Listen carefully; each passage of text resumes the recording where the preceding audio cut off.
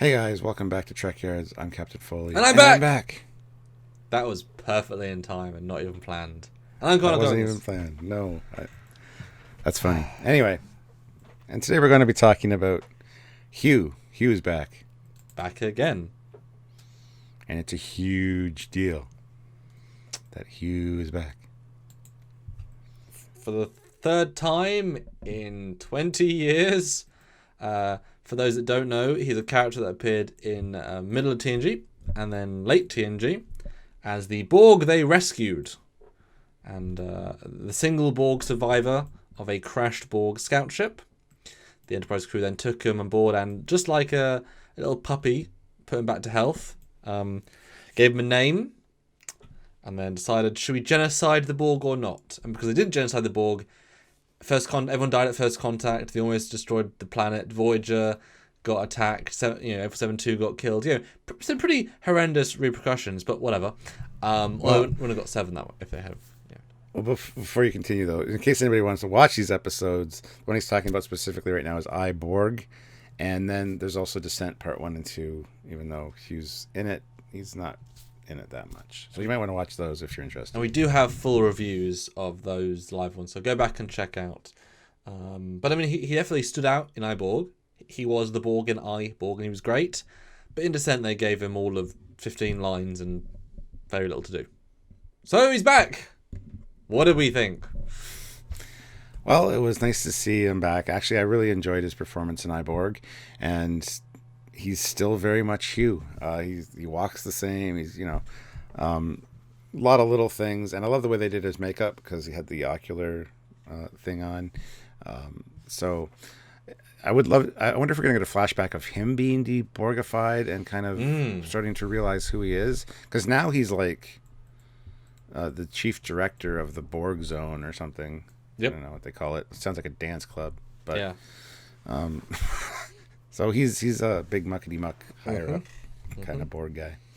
Yeah, he's in charge of the reclamation part of it, of the people, of the tech, not the Romulan side of it, but of the Borg side of it, which is awesome. And I definitely loved how they approached him in this, in terms of like, oh, there he is, no big deal. Like, he was just there. He felt important. Yeah, his makeup I thought was pitch perfect, for sure. I mean, if Seven could be brought back to that level, it's definitely very doable, and he had more time out of the collector than most people. No, he was definitely good, although I thought that they didn't give him a lot to do, because that's the real question. He is back, just like 7 and 9 is back, but are they actually characters? By that I mean, are they actually important to the story? Are they going to have scenes, they have arcs, or are they just very much there to be there? I mean, he makes sense to come back, but is there going to be any narrative things that goes around him? And we do see 7 of 9 grasping a dead body, or is it a hurt body? And if that's Hugh, is he just been brought back just to kill off for a character beat? Will he really have a part to play, or is he just there because it makes sense? So that's what I'm wondering for this episode. I would hope he'd have a part to play. I mean, one of the things that we were disappointed with in Descent was his lack of role, essentially, in that. And the fact that he didn't ask about Geordi.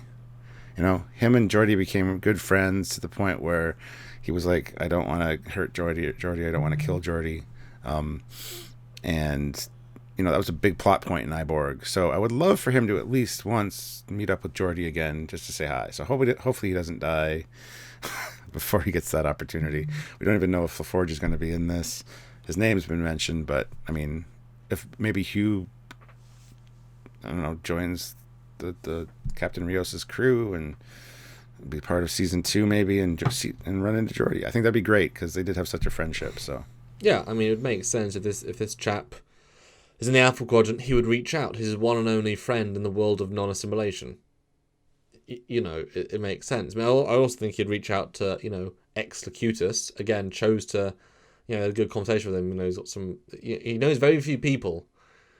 Even after, and you could say that could have happened after Law, but I guess he was a scared child then as well, so I guess maybe not. Probably that instant hardened him a lot.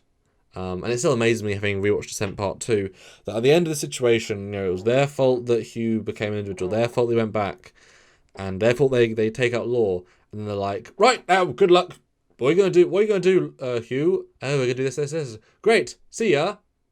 And it's like, oh, you're not even gonna do anything to help. We don't have a leader. And Picard's like, I don't think that's quite true.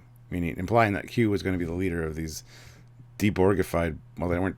They were just individual Borg, essentially. And that's Crassus and such. I think the thing that we're taking away from that is this cube that they're on is Hugh's cube that he was in command of, which was part of the collective, then had the Matrix destabilized, disconnect. So it's going to be weird to see what happened exactly. I don't think it would be just because they had a secondary ship. Like, they found other ways around things. I mean, my assumption is that maybe they decide as a community, we want to be assimilated. Maybe we need that, without a leader, they just said, finally, no, F it, we're going back home.